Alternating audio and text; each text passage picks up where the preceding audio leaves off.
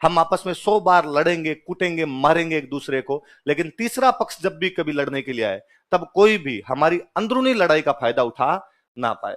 उनकी मम्मी एक बार फिर उन्हें पांडवों कौरवों की उस महान कहानी को याद दिलाती है, जब एक बार कौरवों को दुश्मन घेर लेते हैं और युधिष्ठिर अपने भाइयों को कहते हैं, अर्जुन भीम को कहते हैं कि जाओ और जाकर कौरवों को छुड़ा कर लाओ। और भीम विरोध करते हैं। भीम कहते हैं भैया इन कौरवों को, जो कौरव डेली इस बात के सपने देखते हैं कि हमें किस प्रकार से मार दिया जाए, जो डेली हमारे लिए नए नए लक्षाग्रह बनाकर उसमें जलाने की हमें सोचते रहते हैं, इन कौरवों को जो यन केन प्रकार ने साम दाम दंड भेद छल बल से हमें मारना चाहते हैं, और आप कहते हैं इनको छुड़ाया जाए, ठीक है मरने दिया जाए, आज अगला दुश्मन मार देगा। युधिष्ठिर कहते हैं चिल भीम चिल, सवाल ये नहीं है कि कौरव हमारे दुश्मन है, सवाल ये नहीं है कि कौरवों को आज घेर लिया गया है, सवाल ये नहीं है कि कौरव राज्य नहीं दे रहे हमें मारना चाहते हैं, सवाल ये कि तीसरा पक्ष हमसे लड़ रहा है। जब हम आपस के अंदर लड़ेंगे तब वो 100 और हम 5 है, लेकिन जब हम तीसरे पक्ष से लड़ेंगे तब हम 105 है। वही हम पंचम अधिकम सतकम, हम 100 से 5 ज्यादा हो जाते हैं उस समय। इसलिए तीसरा पक्ष फायदा नहीं उठाना चाहिए। अपनी लड़ाई घर के अंदर है, कोई तीसरा पक्ष जब भी इसका फायदा उठाएगा मुंह तोड़ जवाब दिया जाएगा। मुझे और याद आता है कि 62 में चाइना अपने पर हमला कर देता है, भारत घिरा हुआ था भयंकर तरीके से, संसद में बहस चल रही थी, विपक्षी दलों के सदस्य इवन कांग्रेस तक के सदस्य जवाहरलाल नेहरू को पानी पी पी की गालियां निकाल रहे थे और कह रहे थे नेहरू जी की गलतियों की वजह से और चाइना आज इतना अंदर तक आ गया है। नेहरू जी तिब्बत को मान्यता नहीं देते, आज चाइना अंदर आने की कोशिश नहीं करता, तिब्बत बफर स्टेट होता, आज तिब्बत पे उसने कब्जा किया, अब वो अरुणाचल प्रदेश अपना लेना चाहता है। यदि नेहरू जी नारे नहीं लगाते कि हिंदी चीनी भाई भाई, तो आज चीन अंदर नहीं आता। आप एक तरफ बैठ के नारे लगा रहे थे, आप इस बात को क्यों नहीं देख पाए कि चीन अंदर आप पर हमला कर देगा? तब एक युवा संसद खड़ा होता है, वो युवा संसद संसद में खड़ा होकर कहता है कि इस समय जब देश संकटों से घिरा हुआ है, इस समय जब चाइना हमारे देश की बाउंड्री के अंदर गिर गया है, हम जानते हैं कि नेहरू जी और कांग्रेस सरकार की 100 बार गलतियां रही होगी, लेकिन इस समय नेहरू जी को कोसने से कुछ नहीं होगा। मैं कहना चाहूंगा कि नेहरू जी आप फ्री हैंड दो, देश के दुश्मनों का जिस भाषा में दबाव दिया जाना चाहिए उस भाषा में जवाब दिया जाए, चाइना को जैसे रोका जा सकता है वैसे रोका जाना चाहिए। पूरा देश, पूरा राष्ट्रीय संसद, हम तमाम विपक्षी दलों के सदस्य आपके साथ खड़े हैं। जब चाइना यहां से निकल जाएगा, जब युद्ध रुक जाएगा, संसद यही है, नेहरू जी यही है, हम नेहरू जी को वापस गालियां निकालेंगे, इससे ज्यादा निकालेंगे, पर आज नहीं। आज जब यह समस्या चीन के सामने है तब देश की एकजुटता दिखनी सबसे अधिक जरूरी है। वो युवा एमपी था अटल बिहारी वाजपेयी, उन दिनों में वो बहुत यंग से हुआ करते थे, उन दिनों में वो नेहरू जी का खूब सपोर्ट करते हैं, इसलिए अक्सर वाजपेयी पे आरोप भी लगाए जाते हैं कि साहब वाजपेयी जी तो कांग्रेसी टाइप के बंदे थे, और देख लो कांग्रेस वालों के समर्थन क्या करते थे। मुझे याद है लालू प्रसाद यादव का एक बार स्टेटमेंट था कि वाजपेयी जी आदमी बहुत अच्छे हैं, पार्टी गलत है, कि वाजपेयी जी तो आदमी अच्छे हैं लेकिन बीजेपी ज्वाइन कर रखी है, बीजेपी अच्छी पार्टी नहीं है। इस बात का बच्चों हमेशा ध्यान रखना चाहिए कि तीसरे पक्ष से जब लड़े तब आपसी एकजुटता सबसे पहले दिखनी चाहिए।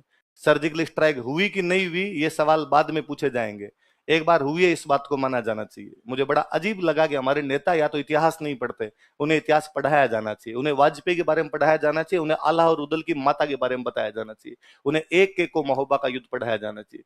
मुझे याद है नवजोत सिद्धू का स्टेटमेंट था सर्जिकल स्ट्राइक के बाद, जब एयर स्ट्राइक की थी उसके बाद नवजोत सिद्धू का बयान था कि भारत ने एयर स्ट्राइक की लेकिन वहां पर केवल एक कौवा मरा है और कुछ नहीं मरा, ये झूठ बोल रहे हैं कि इन्होंने एयर स्ट्राइक की थी। हल तुम्हारे सामने। इस बार देखा नवजोत सिद्धू तीसरे नंबर पे था अमृतसर से।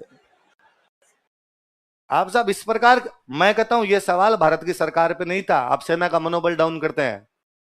मैं तो कहता हूं भारत ने एयर स्ट्राइक की, एक आदमी नहीं मरा, सिंगल नहीं मरा होगा, जैसा कि पाकिस्तान खुद भी दावा करता है कि उसका एक आदमी भी नहीं मरा, पर इंडियन एयरफोर्स 200 किलोमीटर अंदर पाकिस्तान के चली गई थी। मुझे बताया जाए ऐसा पहले किस देश की वायुसेना ने इस प्रकार किया था कि 200 किलोमीटर अंदर जाकर वापस आ गई थी? ये भारतीय वायुसेना ही कर रही थी उस दिन। और बड़ी बात देखो, 2 बजे के आसपास अंबाला स्टेशन से हमारे एयरफोर्स के विमान निकलते हैं, पाकिस्तान के साथ जो करना था वो करते हैं, 4 बजे के आसपास वापस आ जाते हैं, 2 घंटे में तो कार्रवाई खत्म, कुरकुरा के वापस आ गए। भारत सरकार की तरफ से कोई स्टेटमेंट जारी नहीं किया गया कि हमने कुछ किया है, ना इंडियन एयरफोर्स ने कुछ कहा कि हमने कुछ किया है।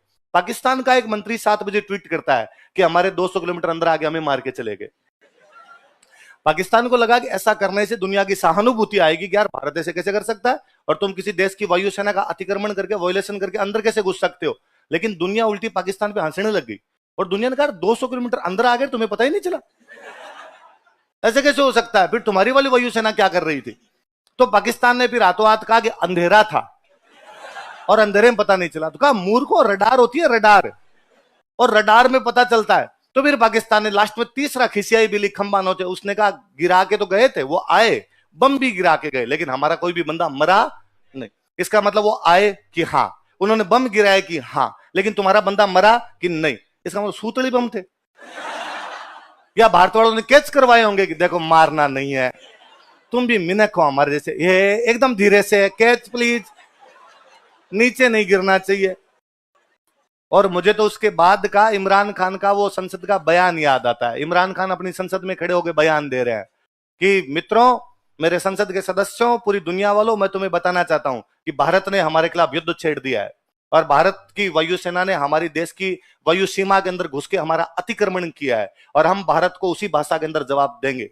अब हमारे सामने दो चॉइस है, या तो हम बहादुर शाह जफर की तरह सरेंडर कर देंगे भारत के सामने, या हम टीपू सुल्तान की तरह लड़ते हुए मारे जाएंगे, लेकिन हम भारत के आगे झुकेंगे नहीं। मगर दोनों स्थितियों में हारोगे तो सही। ये बात तो तुम स्वीकार कर रहे हो कि या तो बहादुर शाह जफर की तरह सरेंडर करेंगे या टीपू सुल्तान की तरह लड़ते हुए, हारे दोनों थे। इसका मतलब तुमने ये तो मान ही लिया कि हारेंगे।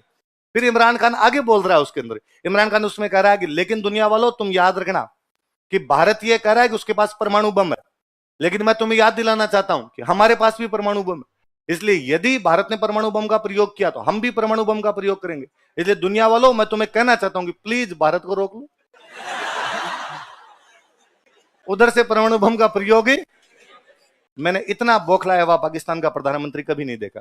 बाकी पाकिस्तान के प्रधानमंत्रियों का मैं एक बात का हमेशा कायल रहा हूं कि उनके अंदर मूर्खता भरा आत्मविश्वास होता है, बहुत भयंकर आत्मविश्वास होता है। याह्या खान अमेरिका के राष्ट्रपति से मिले थे 71 की वॉर से पहले।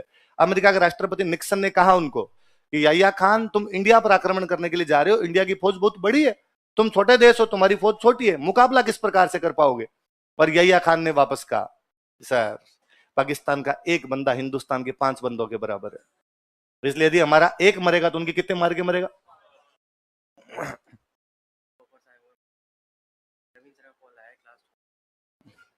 तो कितने कितने बंदे मार देगा हमारे वाला तुम्हारे वाला के जाके 5। तो उसने कहा कि फिर देख लो भाई, फिर उस 71 वाली वॉर के अंदर पाकिस्तान के 95,000 सैनिकों ने सरेंडर किया। तो भी पाकिस्तान वाले आज दिन तक नहीं मानते, वो कहते एक दो तो फिर भी मार सकता है। पाकिस्तान वालों को कॉन्फिडेंस बड़ा गजब रहता है इस मामले के अंदर। पर इमरान खान तो कॉन्फिडेंस भी लो कर रहा था एकदम, और इमरान खान कह रहा था कि नहीं साहब, दुनिया वालों की जिम्मेदारी हम पर रोक लिया जाए। मुझे लगा यार, पाकिस्तान की संसद में खड़ा होकर पाकिस्तान का प्रधानमंत्री इतना बौखला के बयान दे रहा है, इसका मतलब कितनी भयंकर तरीके से लगी होगी उनको।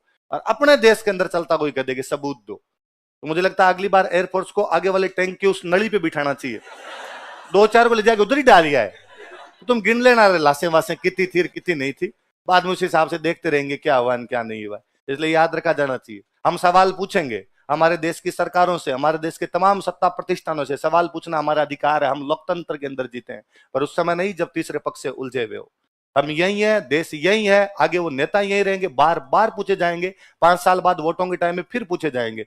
पर जिस समय युद्ध चल रहा है उस समय अलाउद्दीन की मां याद की जानी चाहिए। इस समय हमारा एकमात्र कर्तव्य देश के लिए खड़ा होना है। इसलिए मैं अक्सर कहता हूं, ये स्टेटमेंट ही गलत है कि राजस्थान वीरों की धरती है।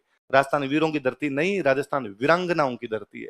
दुनिया जहां कहीं बसी है वहां पे मानव लड़े हैं, जहां मानव लड़े हैं वहां लड़ाई पुरुषों ने की है, लेकिन पुरुषों में से कोई अच्छा लड़ा होगा, कोई बुरा लड़ा होगा, कोई कायर रहा होगा, कोई वीर रहा होगा।